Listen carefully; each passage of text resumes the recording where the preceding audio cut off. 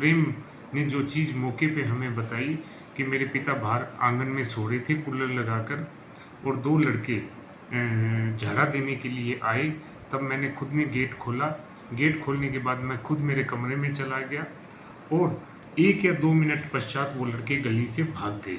इस टाइप का उन्होंने जो मौके पे घटनाक्रम बताया, तो इसके बाद हमने अलग अलग टीमें बनाकर तकनीकी डाटा को भी हमने डेवलप किया और आसपास की गलियों में भी जो सीसीटीवी फुटेज हमारी टीम के द्वारा देखा गया, जो जुगलाल नायक हैं हनुमानगढ़ रेफर होकर पीबीएम अस्पताल के आईसीयू में रहे और जिनकी कल डेथ हो गई थी,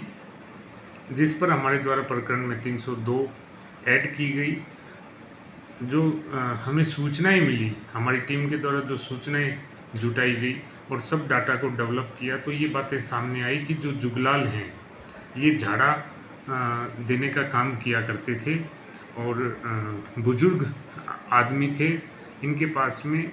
दिन में 20-25 लोग झाड़ा के लिए आया भी करते थे। इनका जो पुत्र था प्रेम, उसकी पत्नी को कैंसर हो गया था पिछले दिनों, जिस पर प्रेम ने अपने पिता को झाड़ा देने के लिए कहा, लेकिन पिता ने झाड़ा देने से मना कर दिया और उसके पश्चात प्रेम की पत्नी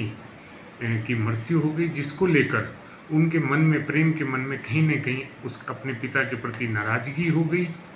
और जो जुगलाल हैं वो अपनी पुत्रवधू की मृत्यु के पश्चात भी लोगों को झाड़ा देने का काम करते रहे, जो उसको बात प्रेम को गलत लगी और उसने मौका देखकर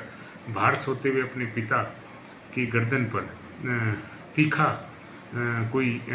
वस्तु से चोट मारी और मारने के पश्चात अपने कमरे में जाके सो गए और फिर कुछ टाइम अंतराल बाद पुलिस को सूचना दी और थाने में उपस्थित होकर एक इस टाइप की रिपोर्ट दी कि 2 लड़के आए और उन्होंने ये घटनाक्रम कर दिया। हमारे द्वारा आज प्रेम को इन्वेस्टिगेशन के पश्चात, सारा डेवलपमेंट करने के पश्चात आज गिरफ्तार किया गया।